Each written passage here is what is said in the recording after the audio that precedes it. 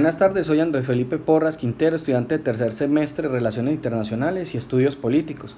Este es el desarrollo del primer trabajo de teoría de las relaciones internacionales, manejo de elementos conceptuales. A ver, el tema que escogí hoy es el contexto social que vive Hong Kong el día de hoy. Según Jones, una cita del 2019, la violencia en Hong Kong cada vez se evidencia más. Miles de manifestantes salen a las calles a expresar su inconformidad frente a las intromisiones del gobierno chino, a la ley básica de Hong Kong, al cual mantiene y funciona para salvaguardar los derechos y las libertades de las personas residentes en esta importante ciudad.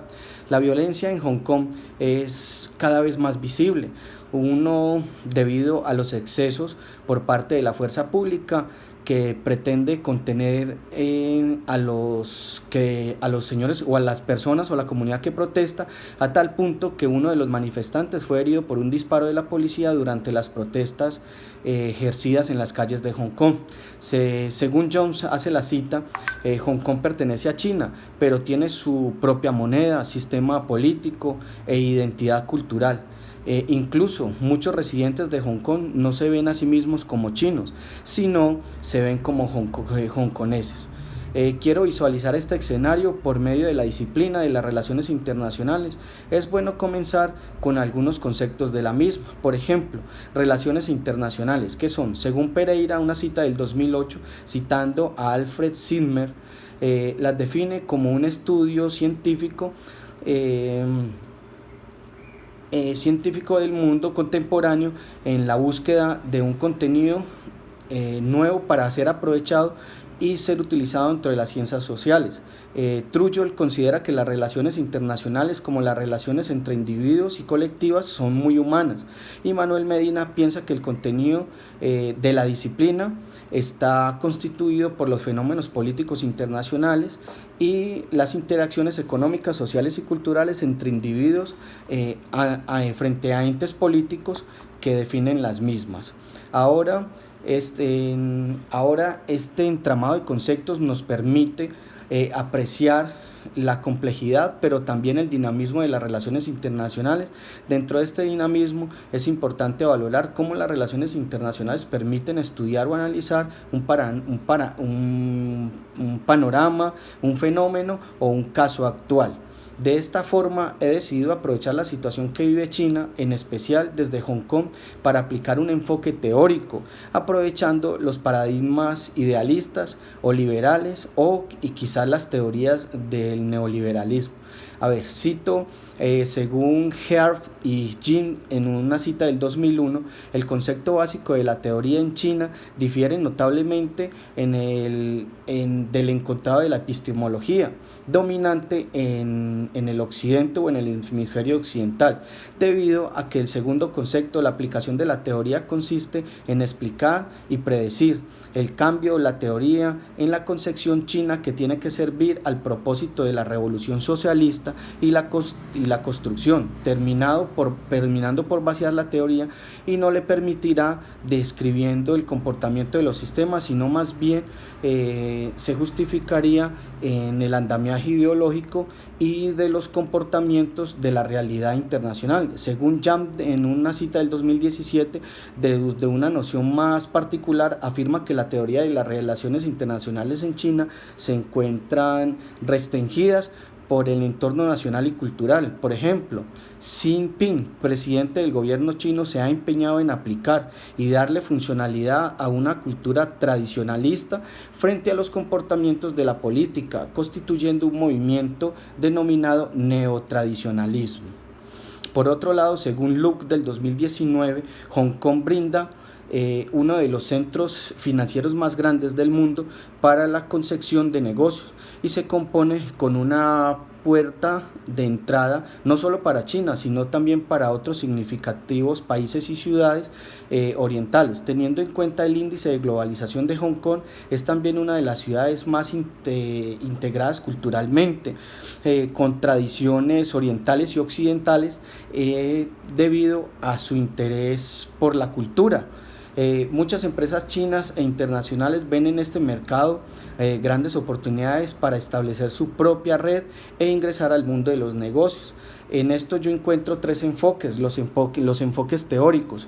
Entonces estos nos ayudan a sentar una posición de análisis que permite interpretar, predecir un caso, situación, fenómeno o coayudar a las relaciones internacionales. Por ejemplo, visualizar la situación de Hong Kong desde el panorama del liberalismo, o la teoría neoliberalista demuestra tres cosas. La primera, cómo manifiesta Barbet en 1995 los lazos sociales transnacionales que unen a los individuos de naciones diferentes. Dos, también la presencia de la apertura económica de Asia hacia los mercados globales. Y tres, cómo se opera de manera independiente frente a los lineamientos ideológicos tradicionales de un gobierno central como es el chino.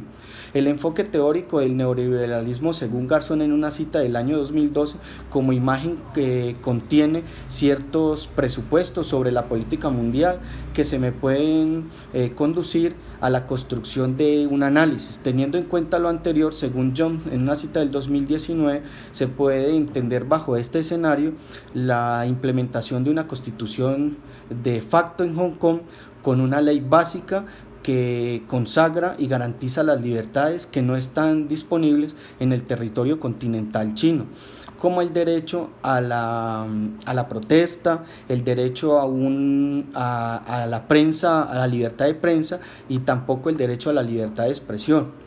El gobierno central de China, como lo manifiesta el señor Cohen en una cita del 2019, nunca toleraría perder el control sobre Hong Kong. Además, la finalización histórica de la integridad territorial de China a los ojos de la República Popular de China requieren que Taiwán sea finalmente restaurada en China.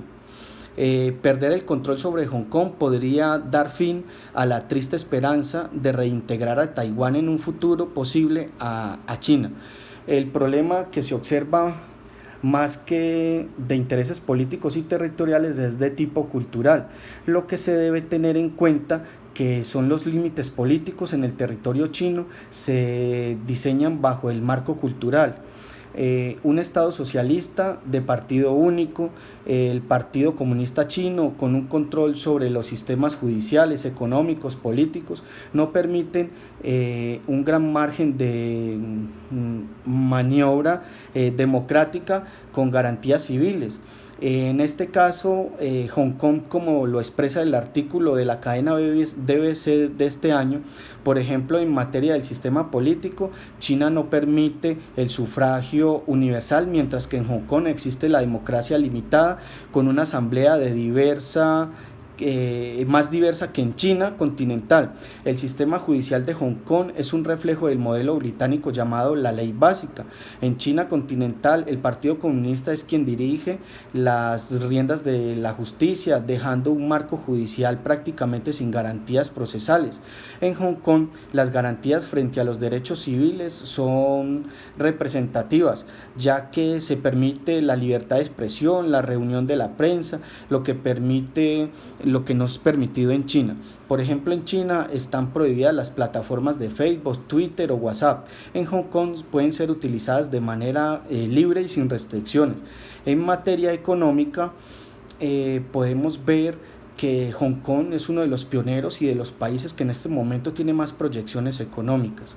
A ver, según Nathan, en el 2019, Pekín considera que Hong Kong es una consecuencia natural del pasado colonial británico y de la influencia occidental. Esto ha producido una cultura sobre la sociedad, imprimiendo un sistema de identidad que Huntington en el 2001 deja claro el puesto de que a nivel arcaico los humanos están hechos para sospechar de lo que es diferente.